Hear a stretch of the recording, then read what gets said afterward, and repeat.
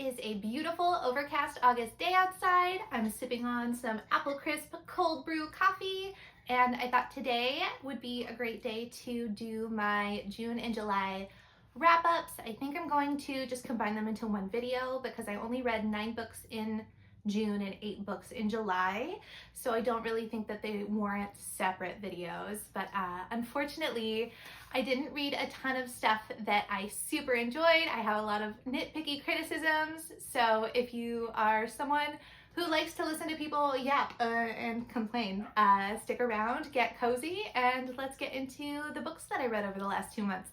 Okay, so I know I said I had a lot of things to complain about, but I am going to start off strong. I did read Bride at the beginning of June, and this one was great. It turned me on to Ali Hazelwood. This was my first that I had ever read, and now I'm almost caught up. I have like 1 book left, and they've all, quite frankly, been bangers. But this was exactly what I needed at the time. I was in the middle of reading the series that I'm going to talk about next, and I was not enjoying it at all, and it threw me into such a reading slump, and I thought that I would never enjoy reading anything ever again. I was like, why am I putting myself through this? And then I picked this up, and I finished it in a 24-hour period, and I was obsessed with it. So I highly recommend. This is a paranormal romance. It's a vampire, a werewolf, arranged marriage situation. They're kind of rivals to lovers. It's got basically everything that I look for when I'm reading a romance, and it also had kind of a very fun kidnapping mystery at the heart of it, and it was great. It was so good. It was a page turner. Okay, next I have to talk about The Elephant in the Room, which is The War of Two Queens by Jennifer L. Armentrout. I really liked the beginning of this series. I have a friend who's very obsessed with it. She thinks it is the best thing that was ever written, so she bought all of them for me for my birthday, and I read the first one and I was like, yay, yes, I totally agree with you. I think it's so fantastic. And then every book just got progressively more slow-paced and draggy, and all of the pacing was just so weird, and then you'd find out something about the main character, and then it was like, actually, no, it's something else, and just it hurt my brain. And then also like the romance aspect of it, I really enjoyed the characters dynamic in the first book. I was okay with it in the second book, and then it really just feels like all they have to offer each other is sexual attraction, and the male main character is not even in the majority of this book. He is elsewhere, and they are working on saving him. And there's also just kind of like a weird plot line with one of his friends that made me kind of uncomfortable, considering the fact that he was like kidnapped. I thought it was weird. And then there's just like this, okay, this is a spoiler if you have any intention of reading this series, but there is this super non-committal threesome scene in this book that's so did they or didn't they that it just like hurt my brain. It hurt my brain. It was like, if you are going to write a throuple situation, you need to commit to it. You can't pander to both sides of your audience, the ones that want it and the ones that don't. You need to pander to one side because it was so wishy-washy and it made me mad. Okay, next I listened to Bookstagram and I picked up The Blood That Binds Us. I have the digital copy on my wee iPad here, but this was okay. It's nothing to write home about, but it was like a good enemies to lovers to enemies, tropey, nonsensey, romantic-y. Again, like, it was fine. I don't remember a ton about it, but it was entertaining. It was entertaining enough for me to pick up the second one, which is the next book I read. The sequel was called The Bonds That Break Us, and I feel like I liked this one less than I liked the first one. The first one was like pretty straightforward. And the second one, I think it tried to do too much. It added too many characters and it kind of lost the plot for me a little bit. I don't know if it's something I'll continue. I do think that the author is going to be releasing another one, but I think I was a little underwhelmed by the sequel, so I probably won't go back. All right, next I picked up another book that I saw on Bookstagram. I'm pretty sure I just saw like an out of context quote and was like, oh yeah, give that to me. This one is Coven of Ill Repute by S.L. Prater. I don't know a lot about this author. I didn't really know a lot about this book going into it. I think I ended up giving it like 2 stars. It was under 300 pages, which I feel was both its saving grace and its detriment. I feel like it could have gone further if it had more space to work with, but not a lot of depth was put into the characters or their backstories. I feel like there was a lot that I was just supposed to assume and fill in the blanks on myself. Kind of one of those things where the world building relies on your ability to take from other worlds to build it because they're not putting a lot of effort into it.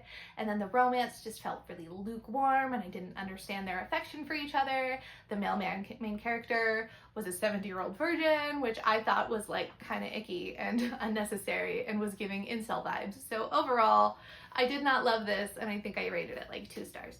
Then in June, I read Not in Love by Ali Hazelwood. This is her newest one. And I did really enjoy this. I think I rated it 4 or 4.5 stars. I don't really give romances 5 stars typically just because they don't make me cry, which is dumb. It's a dumb reason. But a lot of people are saying that this doesn't really follow her kind of standard formula. And to me, it did. Like, it's not as like funny rom-com vibes, but I think the only difference was that it was slightly smuttier. You still have your STEM nerds and a man that's obsessed and a girl that doesn't want to commit. So to me, this was pretty Ali Hazelwood formulaic, but her formula does it for me, so I really enjoyed this.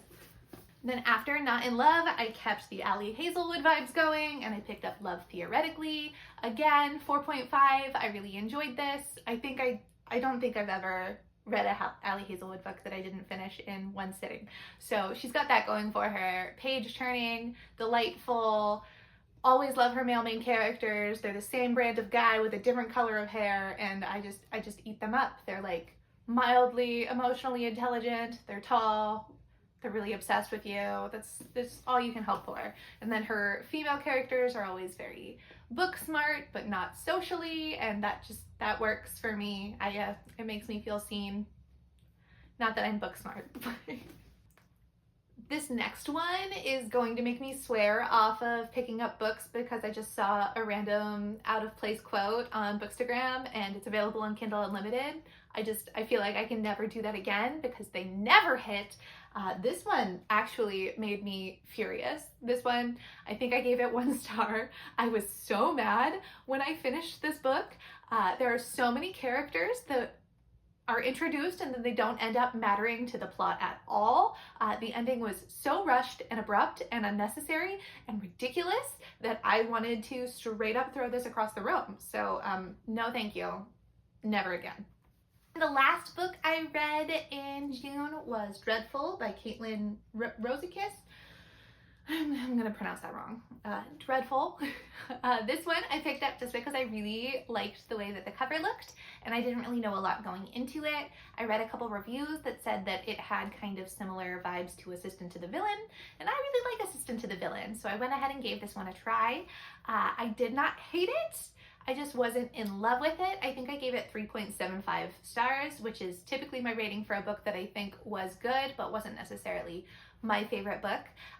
This follows a villain who wakes up with no memories of his life, and he's kind of in the middle of a lot of situations that he doesn't necessarily want to be involved in because he no longer has villain feelings anymore. He's kidnapped a princess, and there are all these people coming to his house for like a villain convention of sorts, and it's just kind of following that vibe. It's like a cozy fantasy in a way. I think part of my issue with this book is that I personally don't necessarily want to be a balding middle-aged man, and so when I'm reading a book from the point of view of that type of character, it's just not the escapism that I am looking for. But other than that, like it was well written, it was a cute story. I think that the characters were a little bit surface level and not everybody was like fully developed, but in a way, because he had no memories, that was kind of okay. But I just kind of wanted a little bit more from it. So that wraps up all of the books that I ended up reading in June. Now we can go ahead and get into the July books.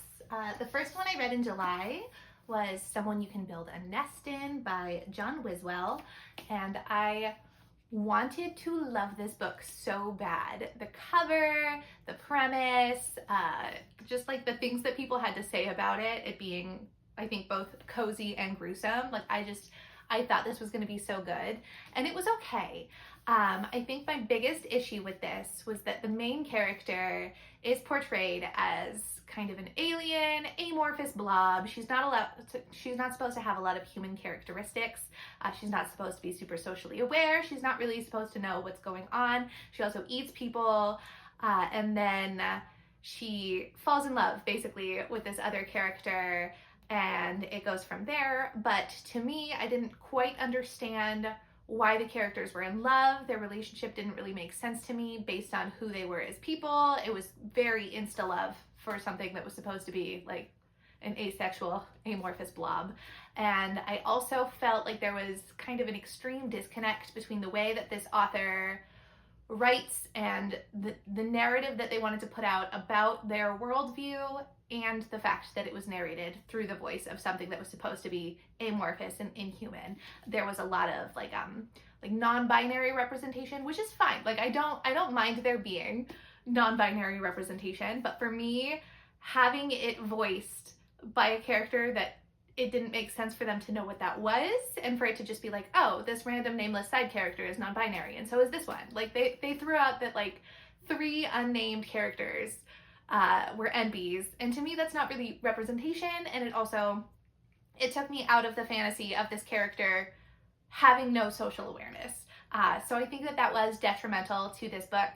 But there were a lot of really good qualities to it. The body horror was written fantastically. There were like some beautiful prose. I just think that it didn't all work together.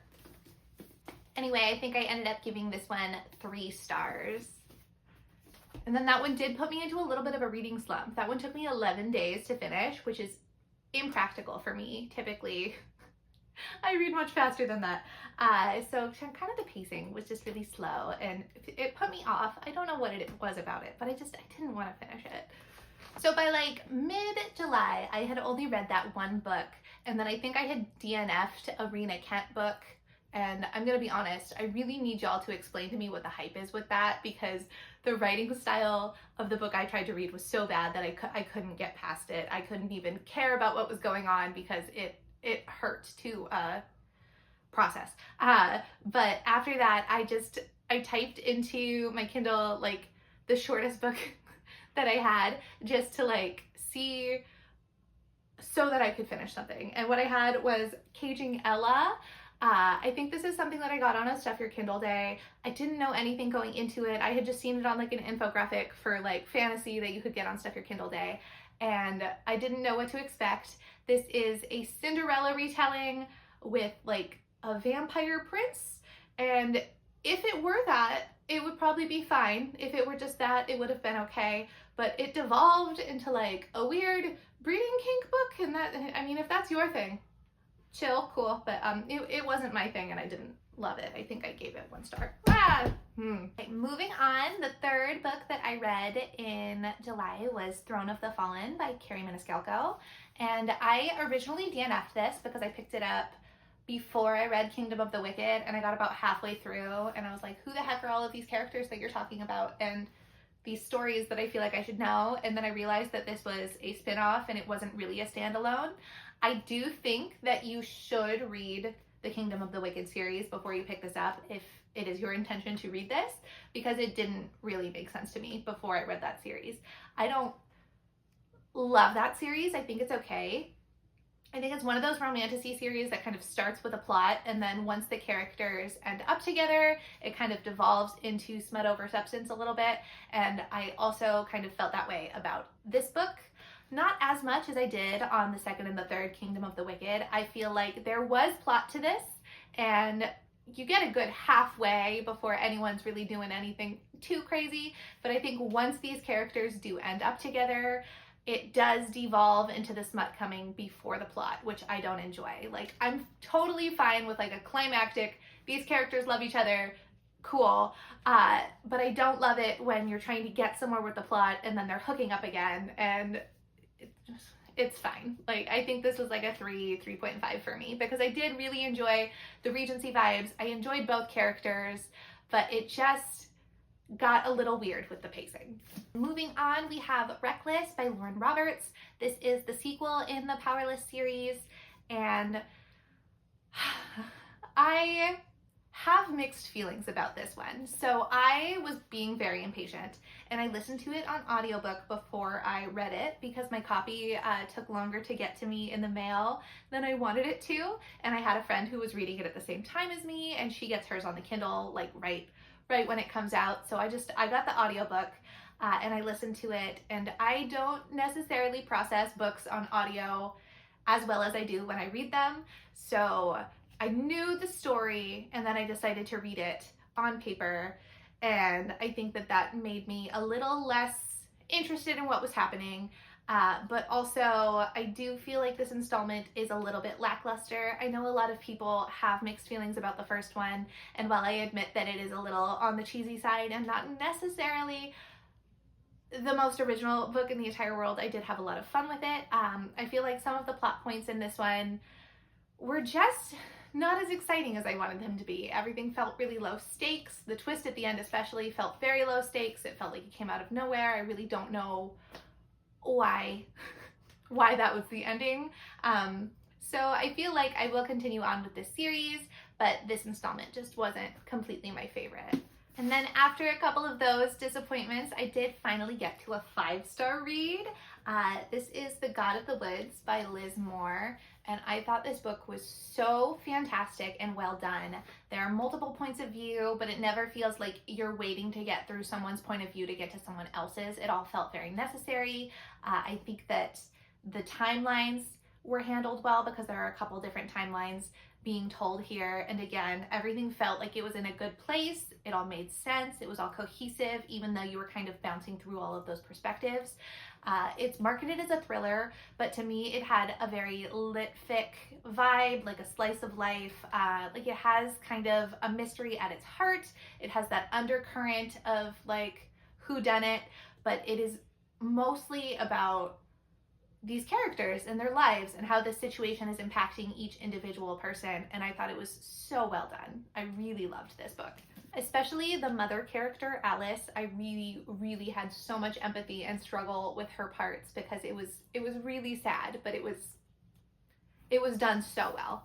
So if you saw my August TBR video, you know that I really only thought I was going to read 5 books in July, but then I really pulled it out there at the end and I read these 3 Ali Hazelwood books in a 3-day period, and it was probably not a smart thing to do for my mental health or well-being, but it is what it is. I started with Checkmate, and this one is, I think, her only one that's classified as a YA novel, and it does still feel like an Ali Hazelwood novel, but it also had kind of that feeling that Meg Cabot books used to have for me when I read them when I was probably far too young to, and I really enjoyed it. I thought it was great.